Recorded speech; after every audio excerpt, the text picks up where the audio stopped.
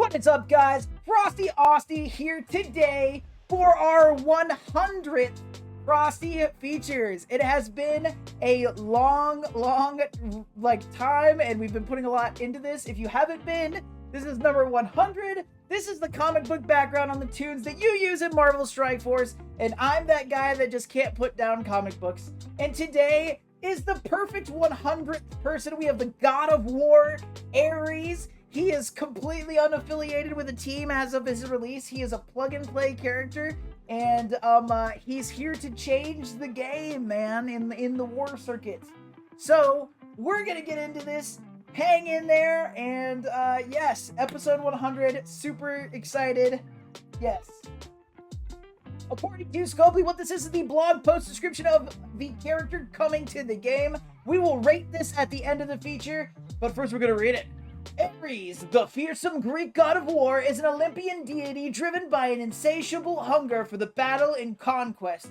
Disillusioned with the tranquility of the gods, he descended to Earth, where his unmatched strength, masterful combat skills, and arsenal of deadly weapons made him both a fearsome adversary and a powerful ally. Tired of endless conflict, Ares sought redemption and found new purpose among Earth's mightiest heroes, including the Avengers, transforming his warlike prowess into a force for protection and justice. I will rate this at the end of the feature, but I gotta point out immediately, finding new purpose among Earth's mightiest heroes, being the Avengers, and then saying including the Avengers is incredibly redundant. Moving on, this is the man of the hour. This is the God of War, Ares. Name? It's Ares. He's Ares. Greek mythology, God of War. Think on the levels of Zeus or Thor. Just a big, strong dude. First appearance, Comedy Comics number 10 in 1942. A lot of the first recommended, this is actually where Ares is actually from the 60s and the run of Thor. But the Golden Age is often alluded to in different bits, so his actual first appearance actually should be the one that counts. So that'd be Comedy Comics number 10, baby. And abilities, he's the God of War, so he's a super Olympian. Olympians, much like Asgardians, are superhuman. They are beyond all characteristics of a regular human being. As compared to other Olympians, Ares is still almost a super being. So the extra strength and durability or invulnerable kind of features that other Olympians may have, Ares is actually the next step up. He is very strong, and in fact, as far as Olympians are concerned, there are only two Olympians stronger than Ares. Those being Hercules and Zeus himself. So, very important things to keep in mind. Realistic immortality. Asgardians have exceptionally long lives, as shown by Odin. We see Asgardians have very long lives, but they do eventually die. With Greek gods in the Marvel Universe, they do not die. They actually are immortal. They do not die by natural causes. They can be killed, right? Ares is actually killed a few times, but it's comics. Eventually, they get brought back. He does use magic to a small degree, not as much as his brethren. He much prefers the hand-to-hand combat situation. But he does have access to magical abilities. We'll talk about that a little bit. And then he has war manipulation. As the God of War, he has certain sways. So he's a master interrogator, things like that. And he can sway armies and continents any way he kind of wants. But because of his kind of lust for battle, he will always aim at people in whatever way it takes for them to fight each other. That's the kind of big thing with Ares. Aliases. He actually has quite a few. Most notably would be Mars. I think currently in comic lore, he's referred to as the General, Mr. Talon, and Warhawk, but Mars, once again, being the biggest well-known other name of his. That is his name as far as... So, in Marvel Universe, the Greek gods take up the mantle of the Roman gods. So, that being things like Zeus being Jupiter, or Aphrodite being Venus, Ares takes on the mantle of Mars and he holds onto it. So there's actually an extended period of time where we actually have his name, him taking that on, right? So yes, so he does. Mars is the big thing. Um, Affiliations: the Mighty / Dark Avengers. I got Might there, but that's fine. The Olympians, obviously. The Apostles of War. So, in Marvel Strike Force, we do have a tag for the Apostles of War, but to our current Marvel Strike Forcean brains, we don't actually know anybody else that will be getting that tag. Maybe somebody down the road, maybe it'll be a temporary tag, we don't know, but the Apostles of War are something that he actually brings together. We'll talk about it more in notable events, but it is a group that he assembles, so that is actually very apt for his character in game, especially with him he's not really affiliated with a team, like a true team, right? He really just runs up teams of deities, but he very much is a loner and kind of just shows up and wrecks things at the behest of Zeus or his own will, right? He also joins the Champions of Europe. That would be the main exception to the rule. He's born into the Olympians, right? He's stuck with that one. But Champions of Europe is sort of a choice that he makes. But yes, that is that. Background: he's an Olympian. We already talked about it. He is born to Zeus and Hera, which comes up. It is a big deal and comes up a few times, kind of throughout what we're going to talk about. And with his relatives and things like that. Most notably, he very often will show up in Marvel Comics as the antagonist to Hercules, who we will eventually someday get in the game. He's been introduced in the MCU, but we haven't seen him yet. But yes, so background Olympian. He is one of the main 12 Olympians that people would typically refer to when thinking of Greek gods. Who died? Can't be a super villain or superhero without somebody dying. So in this situation, he's born into essentially the superhero-dom, supervillain-dom. He very much is like an anti-hero, but he's born into it. More villain than hero. Anti-hero is the best way to put it. But he's born into it, right? So when I say you can't be a superhero, supervillain without somebody dying. With that, what puts him in that mantle is the fall of the Titans, which kind of allows the Greek gods to be the people that they are. So, even still, also with the God of War, he just likes people dying anyway. So for him to be him, everyone has to die, kind of. Not even necessarily die, really just battle, blood hungry, and be really brutal about it.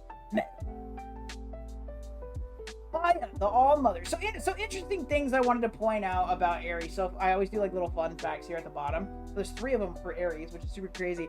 Gaia, I called her the All-Mother, being Gaia is actually Thor's mother, like Thor's like actual biological mother in current canon that I'm aware of, as long as it hasn't been rewritten.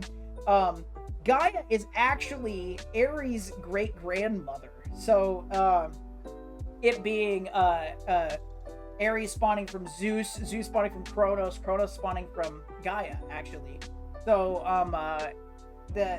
this automatically makes all of the Greek gods related to our line of Asgardians, which I find really cool. So I wanted to point that out. Ambrosia, the nectar of the gods. So they are immortal, but the Greek gods have to partake in ambrosia, which actually shows up in actual Greek mythology, etc. But ultimately, if they're away from Olympus, etc., they drink ambrosia to kind of maintain their invulnerability, maintain their powers, maintain their immortality. That's something important that Ares also still has to kind of partake in. Ares has magic hair. So a lot of the things you'll read about Ares is that he can't use magic, whatever. He has a healing factor because he's an Olympian. It's not quite to the extent of Deadpool and Wolverine. If Ares loses a limb or something like that, his limb is gone. He can use other magical means or what have you to create a new limb, or to get a new limb, what have you, or he can replace it with a weapon that he likes to do as well. But in his situation, when he has his helmet off, he also has a mohawk. And because of his healing factor, his hair actually heals back. So he actually, in canon, uses magic to keep his hair in the shape of a mohawk, which is just awesome to think about. So, ships, we've got a lot, right? So I had to say many a bunch.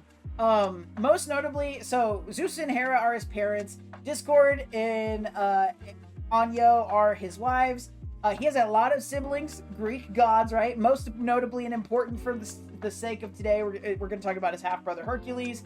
And then many, many children. Most notable and important today is Phobos. Alexander. So we will kind of go over these things in our notable events, but just be aware, as far as like gods go, Asgardian, be it Asgardian or Grecian or whatever it is, their relationship, their family trees are crazy. They're all over the place. Their mom is their sister, is their brother, is their wife. Ares isn't spared of any of that, right? Notable events: Ares, god of war. So there was a mini series, a mini run. It was a 5-part series of Ares, just a story about Ares. So I said it a few times so far in the feature. Ares very much acts as a side character. He just sort of shows up, and he's just a really strong obstacle you have to overcome. Very much, oh crap, he's on the battlefield, we got to deal with him first kind of character. That's essentially most of his character throughout most of Marvel continuity, right? So I think it was in 2004. Correct? Let me know in comments if I got that wrong. I think it was in 2004. There was a 5-part run about Ares, and it is his story. It's a storyline for him, and it's pretty cool. So with Ares, what happens is typically Ares is sort of he goes after whatever. When wars are brewing, he'll show up, he'll go with whoever seems the most bloodthirsty, and then he'll change the tide of the war for them. So Olympus gets attacked, and Zeus is like, Ares, come help. So in a situation where Olympus is being attacked, and Zeus is like, Ares, come help. Ares comes and helps, and he decimates the other army. He brutalizes them, and it's real not good. And Olympus wins, and Ares walks back up to Olympus, and he gets there, and Hercules is talking to Zeus, and Hercules is like, that dude's freaking nuts. He was just like absolutely brutalizing people. I mean, there was sheets of blood. I've never even known blood could be in sheets, but it was in sheets, and that was very excessive. We didn't need that. He doesn't need to be up here. He's a danger to us all. We absolutely should not have him around at all. And Ares is like, you know what? Screw y'all. I'm gonna go be a human and do my own thing. So he retires as the god of war. He still maintains all his powers and stuff. He gets a wife. He has a kid, and he works as a regular person. He gets a job as a carpenter, and all is well until one day, as he's at work, a kid in the skateboard skates up to him, and he's like, hey dude, Olympus has fallen. We need you to come and help us fight. All of a sudden they're in a war with the Eastern gods, so Japanese gods in this specific context. So they're in a war with the Japanese gods. Olympus has fallen. Things are looking real bad. And Ares is like, get out of here. So the kid on the skateboard ended up being Hermes. So Ares more or less beats the crap out of this kid and shoots nails at him with a nail gun. He's like, get out of here. I'm not going to help you. Y'all suck. And Hermes is like, fine, let go of me, you freaking crazy dude. This is why you're here in the first place. And he leaves.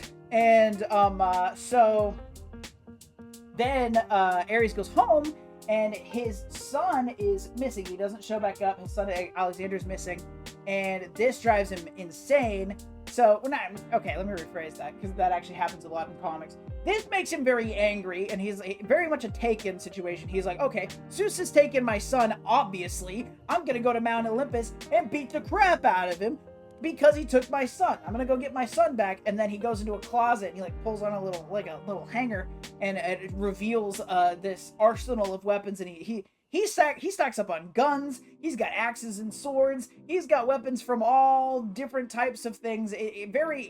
Automatically, because he's the god of war, he's automatically proficient in all weapons anyway. So he full on to the teeth, absolutely decks himself out. He's like, I'm gonna go find Olympus, and I'm about to rip a freaking hole in it, bro. Even though he's already told it was ended.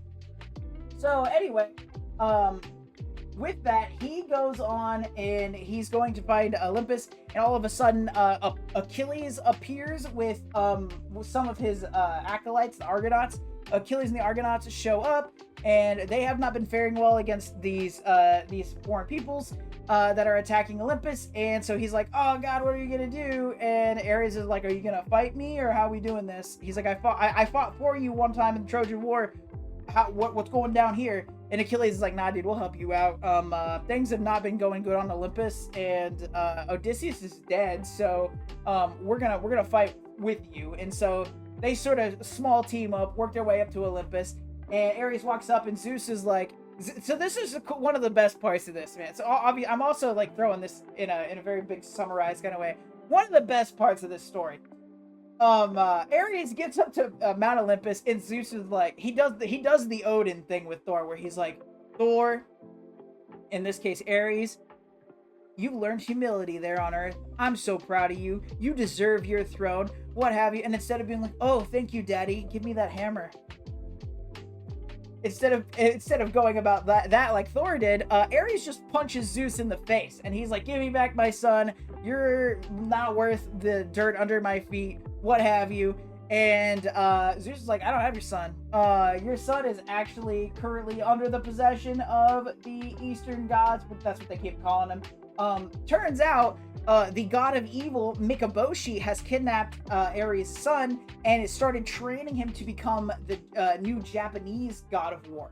So they're training Ares' son to essentially kill Ares, and is bringing up this way. And it takes them 5 years to get back to a point where they can try to take his son back. So eventually the Olympians and the Grecians, they go to attack the Eastern gods pantheon situation, and all of a sudden, well, also come out of nowhere, by the way, we see Alexander in the process of this, we see Alexander show up on Mount Olympus, and he kills Zeus because it ends up being Mikaboshi, the god of evil, and he's slaying all these people, whatever. But ultimately, Alexander is trained by the god of evil. He becomes very, very strong, and in an assault on that pantheon over there, Ares ends up, he gets there, and Alexander comes out, and it's very much a one-on-one. Ares is like, I'm not fighting you, dude.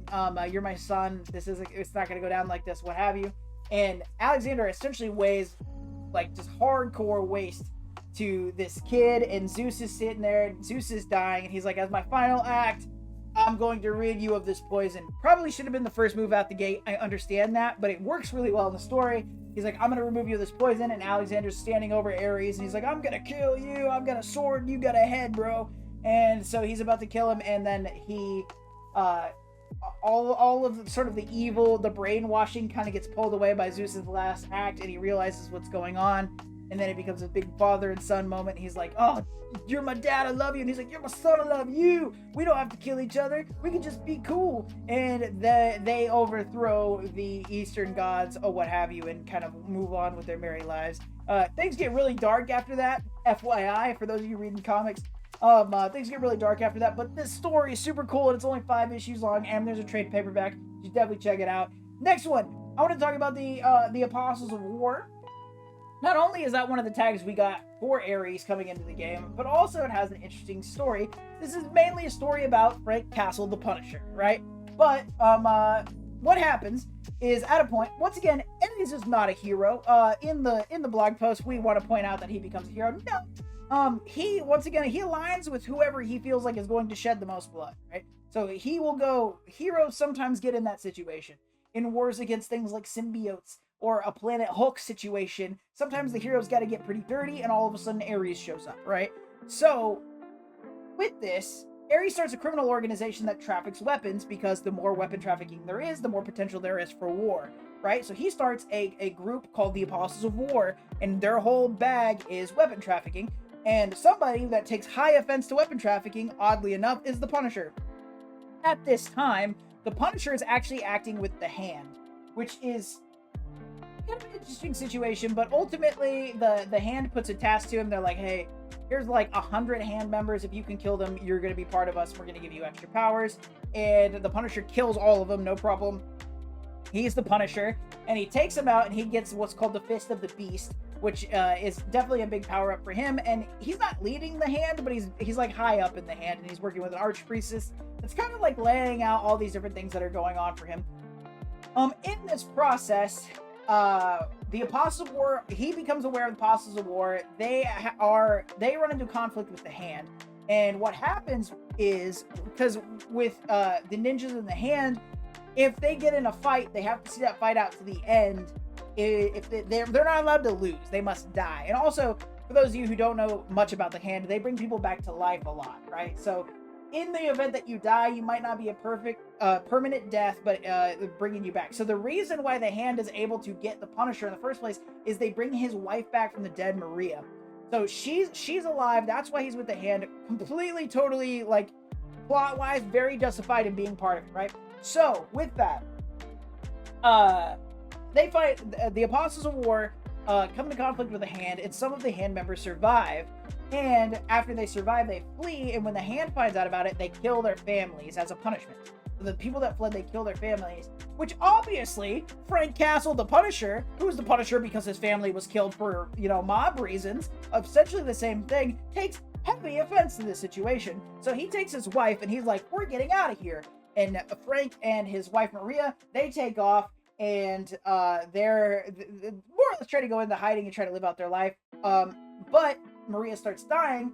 So he goes back to the hand to find out that she wasn't perfectly reanimated, so she has like a certain upkeep. So she has to kind of keep, like, constantly be attended to. Also, at the same time, the hand is consistently working on trying to bring his kids back to life, but this isn't working out.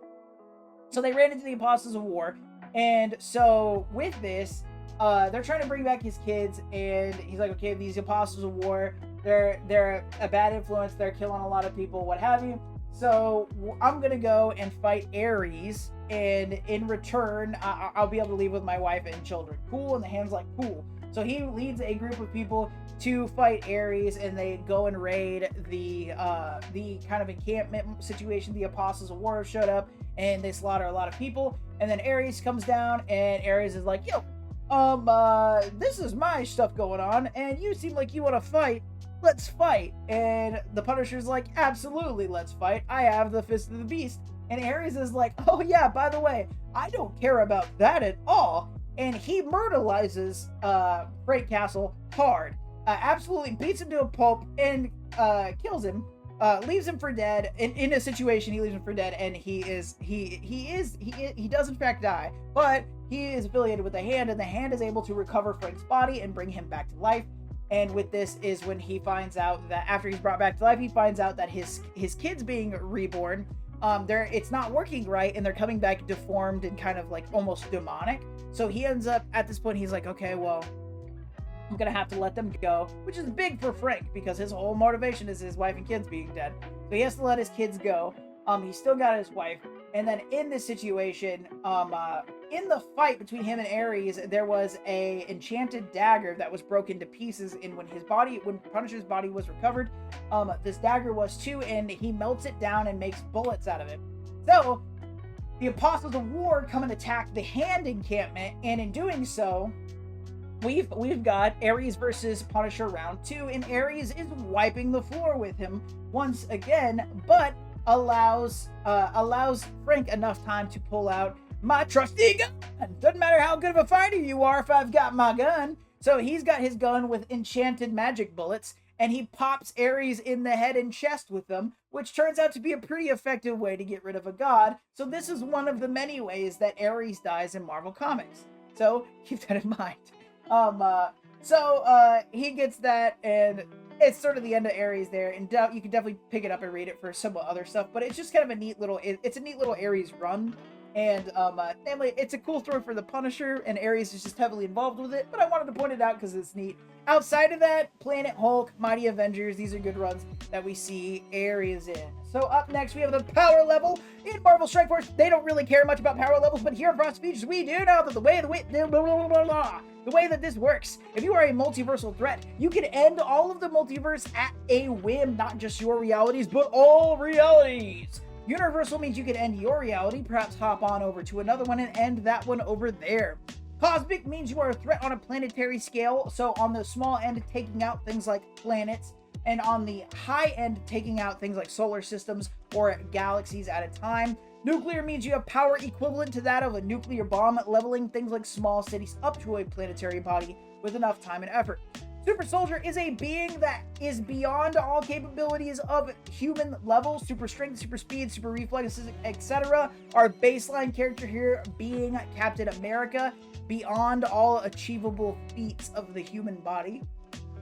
City means you are a power of a human being, but you are trained to the absolute peak of human ability. This is where we find a lot of our ninjas, a lot of our secret agents, our mercenaries, and things like that in the Marvel Universe. And then finally, there's Greg. Greg is the undead Asgardian spawned by Hela in Marvel Strike Force, and without the Undying Team or Hela and left to his own devices, Greg isn't worth a dang thing. So, if I'm at a tattoo parlor and I'm getting 100th Frosty feature tattooed on my arm, and Greg comes in and he decides that he wants a tattoo of a wiener dog across his forehead, and he wants to go before me, and we get into an altercation. We get into an altercation, and I grab the tattoo gun from the tattoo artist, and I say, "Bring it on, Mr. Greg Face." And Mr. Greg Face is like, "I'm gonna bring it on." I, theoretically, being a regular human being that is Frosty Austy, could take out Greg. So due to undead Asgardian physiology, and just because I like to make the argument, we are equating Greg to that of a regular human being. So in the case of Ares, we have a very specific and special case. So he is an Olympian. This puts him in the upper echelons of power some kind of way. But we do not have an Olympian that uses things like large area blasts and things like that. And typically I separate power and influence. You can be a super soldier or city level character, but have a multiversal influence like Captain America, right? Very good example there. With Ares, what we have is his influence is his power. He influences people to start wars and to begin things. He can make continents attack each other, right? So at a whim and a gesture, Ares could theoretically take out something like a civilized planet. Can he do the same on an uninhabited planet? No. So this does put him at a lower level cosmic rating, which is similar to the likes of Thor. So even though because he can't fly, that's another thing you gotta know about him. He's one of the only gods that I'm aware of that can't fly. That's not his bag, right? His bag is to hand-to-hand fight people, whatever. But his influence is much bigger than his his power is much bigger than him just being hand-to-hand. So even not having energy manipulation or force fields or blasts or whatever, he still finds his way to a cosmic scaling. Fight me in the comments. Finally, our blog post description. In the end, we didn't even try. This is extremely undersold. It's very general. We know who Ares is, so we're just gonna write out a very general description about the god, and we're gonna call him a hero. We'll call that Marvel Strike Force lore. Once again, my argument being that all lore feeds off other lore, so all lore should be encountered at all. Marvel Strike Force, this is a weird way to present Ares. There's a lot cooler things we could have brought up about him. He's a deeper character than is currently presented, but I think I'm very excited. But the tag for him is really deep, well thought out, etc. As I feel like I've argued successfully, maybe.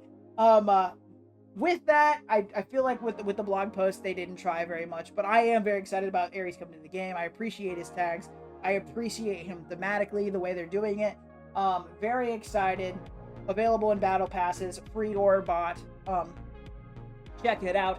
That was Frosty Features Ares. I hope that you all enjoyed it. That is episode 100 at a close. Please let me know in the comments your favorite Ares moments or your favorite Frosty features. I would love to hear the favorite Frosty features you all have had throughout these 100. We'll be back next week with 101.